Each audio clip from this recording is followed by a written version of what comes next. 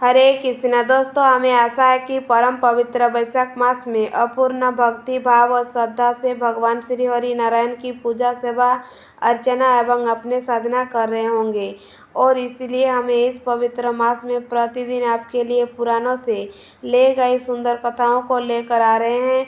तो चलिए आज की हमारी इस वैशाख मास कथा श्रृंखला को आगे बढ़ाते हैं और आरंभ करते हैं आपकी एक और सुंदर कथा का। आइए आज की कथा आरंभ करते हैं। महर्षि वशिष्ठ के उपदेश से राजा कीर्तिमान का अपने राज्य में वैशाख मास के धर्म का पालन कराना और यमराज का ब्रह्मा जी से राजा के लिए शिकायत करना। मिथिलापति ने पूछा, ब्राह्मण, जब वैशाख मास के धर्म अतिशय शुभ पुण्य राशि प्रदान करने वाले भगवान विष्णु के लिए प्रतिकारक चारों पुरुषार्थ की तत्काल सिद्धि करने वाले सनातन और वेदांत है, तब संसार में उनकी परिसिद्धि कैसे नहीं हुई। सूत जी ने कहा, राजन, इस पृथ्वी पर लौकिक कामना रखने वाले ही मनुष्य अधिक है। उनमें से कुछ राजस और कुछ तामस है। वे लोग इन संसार के भागों तथा पुत्र पुत्रादि संपदाओं को ही अभिलाषा रखते हैं। कई किसी प्रकार कभी बड़ी कठिनाई से कोई एक मनुष्य ऐसा मिलता है जो स्वर्गलोक के लिए प्रयत्न करता है और इसलिए वह यज्ञ आदि पुण्य कर्मों का अनुष्ठान बड़े प्रयत्न से करता है, परंतु मज की उपासना प्रयास कोई नहीं करता। तुच्छ आशाएं लेकर बहुत से कर्मों का आयोजन करने वाले लोग प्रयास कार्य कर्म के ही उपासक हैं। यही कारण है कि संसार में राजस और तामस धर्म अधिक विख्यात हो गए, परंतु सात्विक धर्म से प्रसिद्धि नहीं हुई। ये सात्विक धर्म भगवान विष्णु को प्रसन्न करने वाले हैं, निष्कर्म भाव से किए जाते हैं और इलोक तथा परलोक में सुख प्रदान करते हैं। देव माया से मोहित होने के कारण मूढ़ मनुष्य इन धर्मों को जानते ही नहीं है। पूर्व काल की बात है, काशीपुर में कीर्तिमान नाम से विख्यात एक राजा चक्रवर्ती राजा थे। वे इशु वंश के भूषण तथा महाराज मिर्ग के पुत्र थे। संसार में उनका बड़ा यश था। वे अपनी इंद्रियों पर और क्रोध पर विजय पा चुके थे। ब्राह्मणों के प्रति उनके मन में बड़ी भक्ति थी। राजाओं में उनका स्थान बहुत ऊंचा था। एक दिन वे मिर्गा ने अशक्त होकर महर्षि वशिष्ठ के आश्रम पर आए। वैशाख की चिलचिलाती हुई धूप में यात्रा करते हुए राजा ने मार्ग में देखा, महात्मा वशिष्ठ के शिष्य जगह जगह उनके प्रकार के कार्यों में विशेष तत्परता के साथ संकलन थे। वे कहीं पसला बनाते थे और कहीं छाया मंडप, किनारे पर झरनों के जल को रखकर इच्छा बबली बनाते थे। कई वृक्ष के नीचे बैठे हुए लोगों को वे पंखा डुलाकर हवा करते थे, कई उग देते थे, कई सुगंध पदार्थ भेंट करते थे और कई फल देते थे। दोपहर में लोगों को छाता देते और संध्या के समय शरबत। कई शिक्षक घनी छाया वाले वन में झाड़ बुहार कर साफ किए हुए आश्रम के प्रांगणों में हितकार बबलू बिछाते थे और कुछ लोग वृक्ष की शाखा में झूला डुलाते थे। उन्होंने देखकर राजा ने पूछा, आप लोग कौन है? उन्होंने उत्तर दिया, हम लोग महर्षि वशिष्ठ के शिष्य हैं। राजा ने पूछा, यह सब क्या हो रहा है? वे बोले, ये वैशाख मास में कर्तव्य रूप से बताए गए धर्म है, जो धर्म अर्थ काम मोक्ष चारों पुरुषार्थ के साधक है। हम लोग गुरुदेव वशिष्ठ की आज्ञा से इन धर्मों का पालन करते हैं। राजा ने पुनः पूछा, इसके अनुष्ठान से मनुष्य को कौन सा फल मिलता है, किस देवता की प्रसन्नता होती है? उन्होंने उत्तर दिया, हमें इस समय यह बताने के लिए आवश्यक नहीं है, आप गुरु जी से ही यथाशीघ्र प्रश्न कीजिए।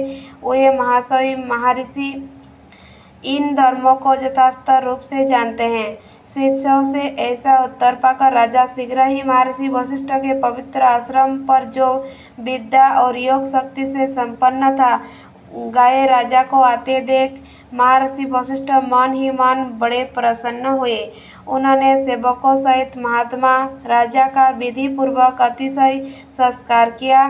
जब वे आश्रम से बैठ गए तब गुरुजी वशिष्ठ से प्रसन्नता पूर्वक बोले, भगवान, मैंने मार्ग में आपके शिष्य द्वारा परम आश्चर्यमय शुभ कर्मों का अनुष्ठान होते देखा है, किंतु उसके संबंध में जब प्रश्न किया तब उन्होंने दूसरी कोई बात न बताकर आपके पास जाने की आज्ञा दी। उनकी आज्ञा के अनुसार मैं इस समय आपके समीप आया हूँ। मैंने मन में उन धर्मों को सुनने की बड़ी इच्छा है, अतः आप मुझे उनका वर्णन करें। तब महाशयी वशिष्ठ जी ने प्रसन्नतापूर्वक कहा, राजन, तुम्हारी बुद्धि को उत्तम शिक्षा मिली है, अतः उसने यह उत्तम निश्चय किया है भगवान विष्णु की कथा के श्रवण और भक्त धर्मों के अनुष्ठान में जो तुम्हारी बुद्धि की अत्यधिक प्रवृत्ति हुई है, यह तुम्हारे किसी पुण्य का ही फल है जिसने वैशाख मास में बताए गए महाधर्म के द्वारा भगवान श्री हरि की आराधना की है। इसके उन धर्म से भगवान बहुत संतुष्ट होते और उससे मन वांछित फल प्रदान करते हैं।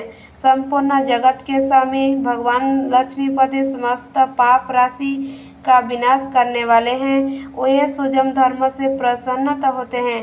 केवल परिश्रम और धन से नहीं, भगवान विष्णु भक्ति से पूजित होने पर अविशिष्ट वस्तु प्रदान करते हैं। इसलिए सदा भगवान विष्णु की भक्ति करनी चाहिए। जगदीश्वर श्री हरि जल से भी पूजा करने पर विशेष कलेश का नाश करते और शीघ्र प्रसन्न होते हैं। वैशाख मास में बताए हुए ये धर्म बड़े से परिश्रम द्वारा साध्य होने पर भी भगवान विष्णु के लिए प्रतिकारक एवं शुभ होने के कारण अधिक व्यय से सिद्ध होने वाले बड़े बड़े आज्ञा कर्मों का भी तिरस्कार करने वाले हैं। अतः कृपाल, तुम भी वैशाख मास के बताए गए हुए धर्म का पालन करो और तुम्हारे राजा में निवास करने वाले अन्य सब लोगों से भी उन कल्याणकारी धर्मों का पालन कराओ। इस प्रकार से वैशाख धर्म के पालन की आवश्यकता को शास्त्रों और युक्तों से भली भांति सिद्धि करके वशिष्ठ जी ने वैशाख मास के सब धर्मों का राजा के समक्ष वर्णन किया।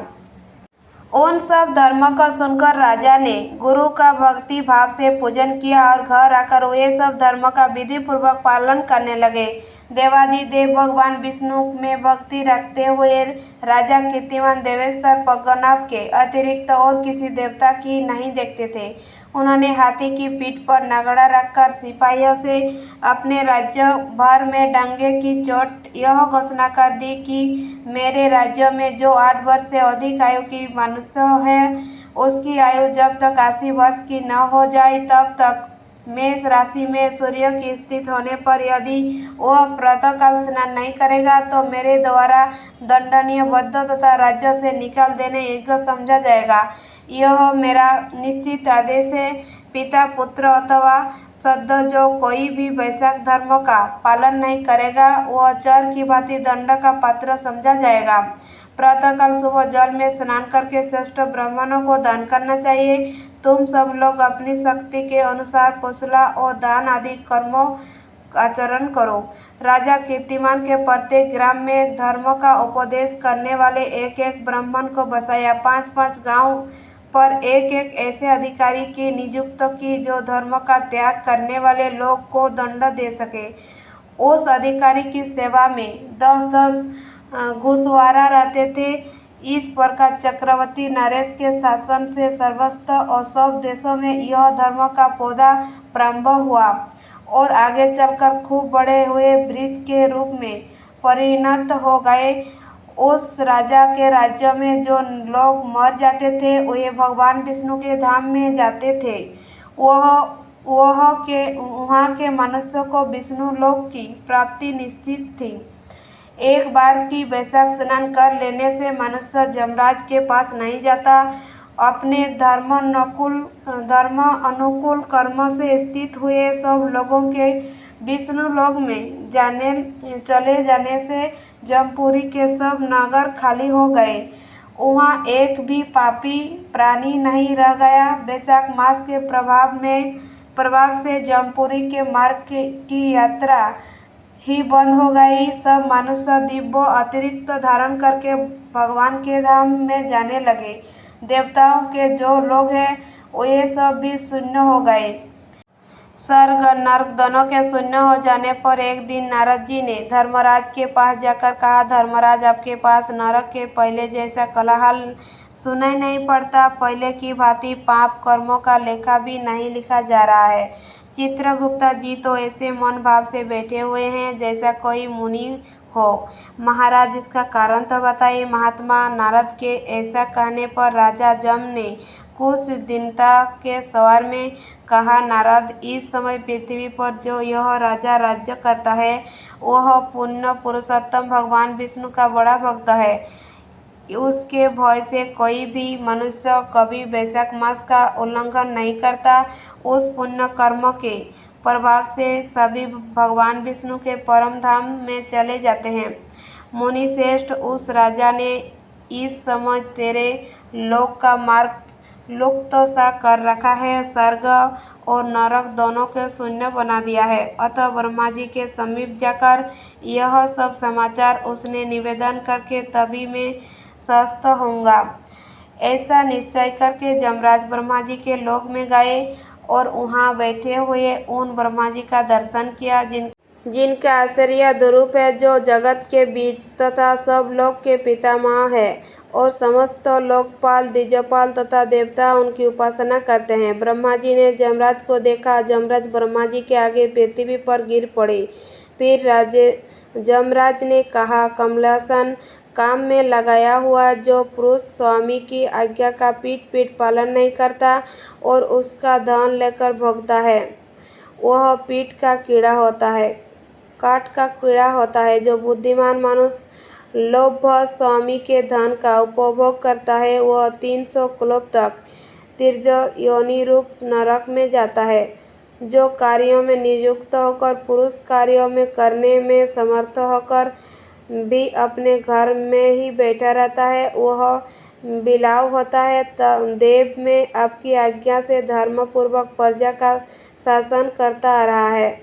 मैं अब तक मुनियों और धर्मशास्त्रों के कथा अनुसार पुण्यात्मा को पुण्य के फल से और पाप आत्मा को पाप के फल नियुक्त किया करता था, परंतु अब आपकी आज्ञा का पालन करने में असमर्थ हो गया हूँ।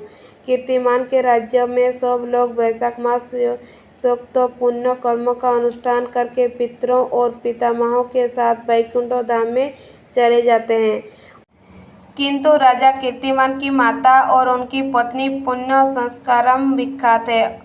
उसकी माता एकमात्र विरजनी है और वह राजा निश्चय ही संसार में बहुत बड़ा वीर है। जिस प्रकार कीर्तिमान मेरे लिपि में मिटाने में उद्घात हुआ है, ऐसा उद्घात पुराणों में और किसी का नहीं सुना गया है। भगवान विष्णु की भक्ति से तत्पर हुए राजा कीर्तिमान के सिवा दूसरे ऐसे किसी को भी नहीं जानता जो डंका बजाकर घोषणा करते हुए लोक को ऐसे प्रेरणा देता हो और मेरे लोक के मार्ग को लिप्त करने की चेष्टा करता रहा हो। धन्यवाद। अगर मेरा चैनल आपको पसंद आए तो प्लीज़ लाइक सब्सक्राइब जरूर कीजिए।